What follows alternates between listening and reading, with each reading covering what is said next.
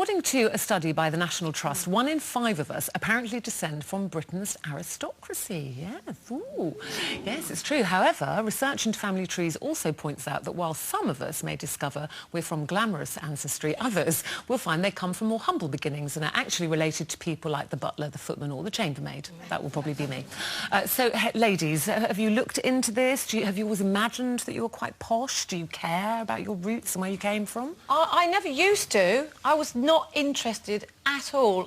You know, I know a couple of people who spend hours on the internet looking up their ancestors and relatives and trying to plot their little family tree, and I just thought, oh, how boring. I don't care. It doesn't make any difference. But then somebody did a little family tree for me just on my mum's side, and I found out from that we are descendants of Norfolk cheesemongers. Cheesemongers. And then nothing suddenly... wrong with a bit of cheesemongering. Nothing wrong with that. But I suddenly got really, really interested in it. And the guy who did it for me, he then did my dad's side. And I found out some really, really interesting stuff, like my great-great-great-great-grandfather was a master of a workhouse in Ireland, like Mr. Bumble. So, yeah, I wasn't interested, but I really am now, and I want to get the other side done now, because... Well, I've always been interested because, and I can say it now, because I've written my autobiography and I've come out of the closet. I'm adopted. No, I'm adopted. And I never did it when my parents were alive because, out of respect for them. But that's why I felt very much that there was something missing. I have to say I didn't think I was aristocracy. I think, you know, people are either racehorses or Shetland ponies, and I was more of a Shetland pony.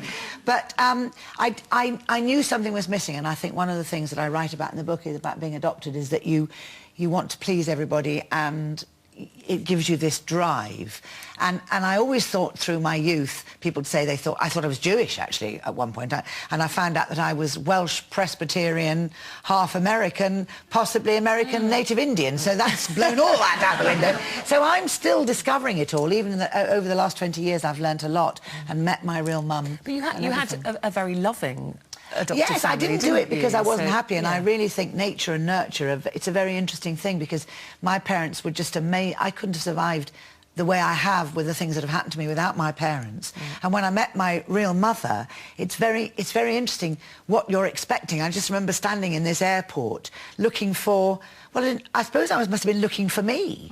And then up came this little white-haired old lady, and of course, for me, it was very odd. I was meeting a stranger. For her, she said the floodgates opened. She'd had to give me up because I was illegitimate. Of all her maternal instincts just burst open, and I couldn't deal with that. You feel better now, though, that you yes, I hold do. that Yes, out, I've because you're closed the keeping it circle. all to yourself. Yeah. Oh, it's amazing now. What I find fascinating about what you're saying is that you always felt like something was missing. Yeah. I didn't know my dad. I was illegitimate as well in the 60s, and I had a fantastic mum. I still have a fantastic mum and fantastic grandparents, and I didn't feel like anything was missing at all. I just didn't even go there. I mean, I didn't really have anything that triggered my imagination in terms of photos of my father.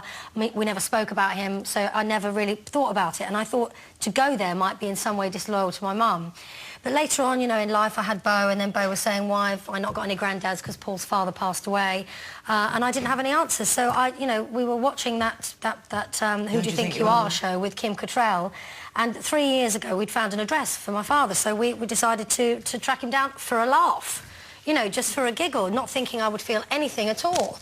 And so we went off there, and then, cut a long story short, I discovered this man who gave me a photograph of himself, and I've subsequently met him a few times. And the feeling I got when I got the photograph of him, because I'd never had one, didn't think I missed it, I suddenly felt completely whole. I felt all warm and fuzzy inside and secure. So you've never felt that something was missing until you found it? I didn't realise there was something lacking until I actually put the final piece in the jigsaw, and it just made such a difference to my psychology. So yeah, I do think it's important to know where you come from. And now you both do, which is good. So the final piece of the jigsaw's gone in. I've never felt the need. I mean, I've got a very tiny family, very loving, stable family, so I've never had that burning desire. I mean, I know about grandparents and great-grandparents, but I've never gone further than that. I just can't be bothered to do it, really. Yeah, but if someone did it, you would become interested. Yeah. I'm sure you would. I'm sure you would. I'm sure you'd be royalty. Yeah. Who do I think I am? Lord knows. And have you looked into your ancestry? We'd love to hear from you. Share your story on the topics page on our brand new website. While you're there, you may also want to check out the behind-the-scenes footage and get all the backstage gossip